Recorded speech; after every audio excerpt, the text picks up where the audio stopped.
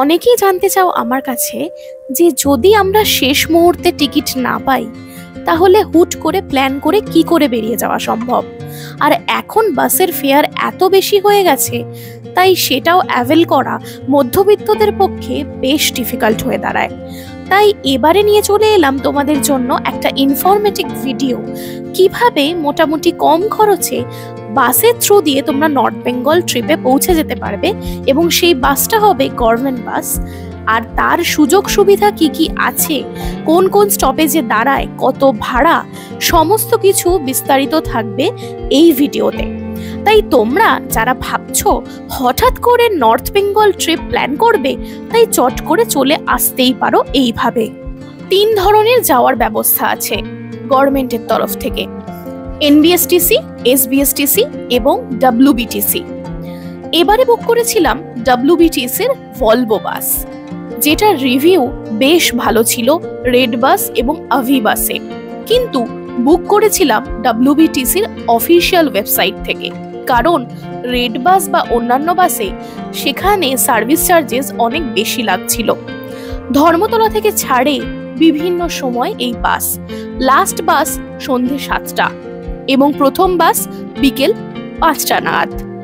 দেখো, এই হচ্ছে বাসের ভেতরের সিটিং অ্যারেঞ্জমেন্ট। এটি ছিল ভলভো বাস এবং সেমি স্লিপার, তাই চাইলেই তোমরা অর্ধ শোয়া অবস্থাতে আরামসে যেতে পারো। এই সামনে আছে টুকিটাকি জিনিস রাখার ব্যবস্থা। এই ছোট্ট ডান দিকে বোতল ঝুলিয়ে রাখতে পারো। আর এই যে সিট দেখছো, সিট যথেষ্ট পরিষ্কার ছিল, সিটে প্রপারলি নাম্বার দেওয়া আছে। আর এইভাবে যখন উইন্ডো সিটে বসবে, পর্দাও আছে যাতে বাইরের আলো ভেতরে না ঢুকে আসে। স্পেস যারা একটু লম্বা তাদের জন্য পাটা ছড়াতে একটু অসুবিধা হবে। এই হচ্ছে এসির ব্যবস্থা। এসির যে নবগুলো আছে সেগুলো তোমরা যদি বন্ধ করে দাও তাহলে এসি আসা বন্ধ হয়ে যাবে। আর এখানে আলো আছে, কিন্তু তখন যেহেতু কানেকশন দেয়নি তাই আলো চলছিল না। এরপর এই এসিটাকে, যেহেতু অনেকটাই জোরে এসি চলছিল, তাই এসিটাকে একটু কম করে দিলাম।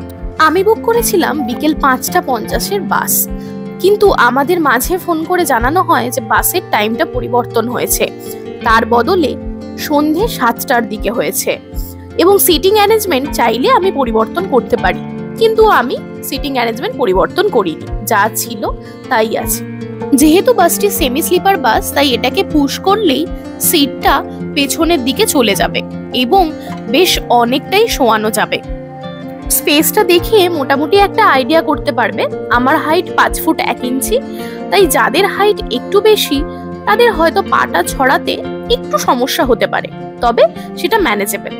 সামনে বোতল রাখার জায়গা, প্লাস্টিক কিছু রাখলে সেটা ঝোলানোর জায়গা, চিপস কুরকুরে এসব যদি কিনে থাকো সেটা রাখার জায়গা, এবং সামনে রয়েছে শু স্ট্যান্ড, যেখানে পা তোমরা রেখে আরামসে শুতে পারবে। আমি একটু আগেই পৌঁছে গিয়েছিলাম, যেহেতু 5:50 বাস ছিল তাই কনফিউশনটা মিটছিল না। যদি বাই চান্স টাইমিং না চেঞ্জ হয়ে গিয়ে থাকে বা কেউ ফ্রড করে থাকে, বলা তো যায় না, সেই জন্য আগেই পৌঁছে গেছিলাম। দেখো, এখানে আছে চার্জিং এর ব্যবস্থা, তবে বাস চালালেই সঙ্গে সঙ্গে কিন্তু চার্জ দেওয়া যাবে না, কিছুক্ষণ পরে ওরা চার্জিং এর জায়গাটা ওপেন করে। এখন বাসে একটি লোকও ছিল না, তাই ভালোভাবে ভিডিও করার সুযোগটা পেয়েছি। এই আছে সামনে এমার্জেন্সির ব্যবস্থা, যদি কোনো সময় কোনো অসুবিধা হয় ওই হ্যামারটা দিয়ে ব্রেক করতে হবে। ঠিক 7টা বাস ধর্মতলার এসবিএসটিসির বাস স্ট্যান্ড থেকে ছেড়ে দিল, যেখানে তোমরা মেইনলি গভর্নমেন্টের বাস স্ট্যান্ড হিসাবে জানো। এরপর আস্তে আস্তে সামনে ডান দিকে গ্র্যান্ড হোটেলকে রেখে বাঁদিকে দেখুন বনেদি বাড়ির ঠাকুরের একটা ছোট্ট অ্যাড দেওয়া আছে। পুজোর সময় এই ডব্লিউবিটিসির তরফ থেকেই এটা অ্যারেঞ্জ হয়েছিল। দিয়ে আমরা এগিয়ে চললাম এই স্প্ল্যানেড চত্বর ছেড়ে। আস্তে আস্তে বাস এগোলো এবং সমস্ত লাইট অফ করে দেওয়া হলো। তবে যেহেতু একদম অফিস টাইম, তাই সম্পূর্ণ রাস্তাটায় প্রচুর জ্যাম পেয়েছিলাম। বাস ধর্মতলা হয়ে, মৌলালি হয়ে, শিয়ালদা হয়ে, খান্না হয়ে ভেতর দিয়ে সম্পূর্ণরূপে গেল এবং আমাদের নেক্সট ডেস্টিনেশন হবে কৃষ্ণনগর। কৃষ্ণনগরে গিয়ে বাস থামবে। দেখো সামনে দেখা যাচ্ছে ট্রাম, আমাদের কলকাতার ঐতিহ্য। এই থামলো প্রথম কৃষ্ণনগরে।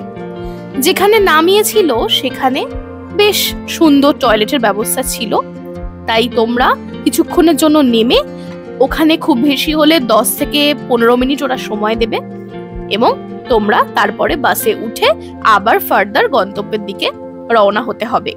এখানে হচ্ছে ডিনার হল্ট, তাই চাইলে তোমরা এখান থেকে ডিনার করতে পারো।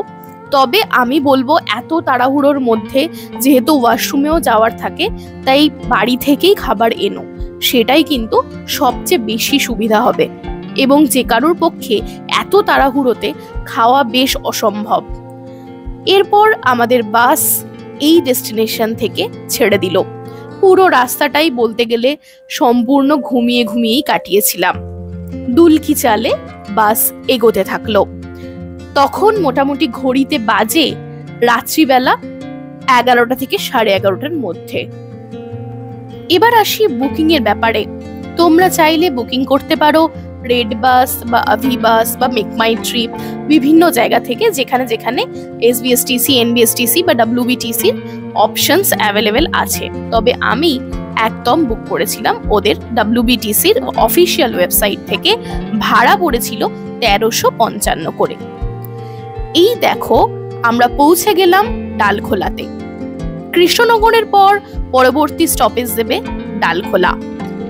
ডালখোলাতে তোমরা বেশ অনেকক্ষণ সময় কাটাতে পারবে, কারণ যেহেতু সকালবেলার দিকে তাই ওয়াশরুম অনেকেরই লাগে। ওয়াশরুমের জন্য বেশ খানিকটা সময় পাবে, 20 থেকে 25 মিনিট মতো। তারপর এখান থেকে যেই বাস ছাড়বে একেবারে গিয়ে দাঁড়াবে শিলিগুড়ি। এবার একটা টিপস দিই, সেটা হচ্ছে যারা মোটামুটি 10 থেকে 15 দিন আগে বুকিং করতে পারবে তারা আগে থেকে ওয়েবসাইটে গিয়ে বুকিং করে নিও, কারণ বাসের ভাড়া অনেক সময় ফ্লেক্সি হয়। আজকে একরকম ভাড়া দেখবে, লাস্ট মোমেন্টে গিয়ে দেখবে ভাড়া অন্যরকম।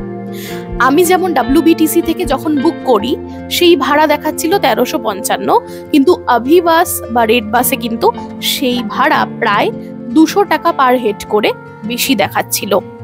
তাই এটা মাথায় রেখো যে তোমরা যদি অফিসিয়াল ওয়েবসাইট থেকে বুক করো তাহলে সেটা অ্যাকচুয়াল প্রাইসে পাবে, আর বাকি ওয়েবসাইটে কম বেশি হতে পারে, সেটা ডিপেন্ড করছে তাদের ডিমান্ডের ওপর।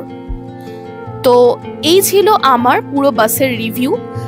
আমার ভালোই লেগেছে, তবে যারা খুব লাক্সারিয়াস পছন্দ করো তাদের জন্য এই বাস রেকমেন্ডেড নয়।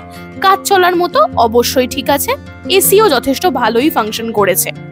আর আমরা যখন শিলিগুড়ি পৌঁছেছিলাম তখন প্রায় বাজে সকাল 9টা ঘড়িতে। ভিডিওটি ভালো লেগে থাকলে অবশ্যই লাইক করো এবং সাবস্ক্রাইব করো।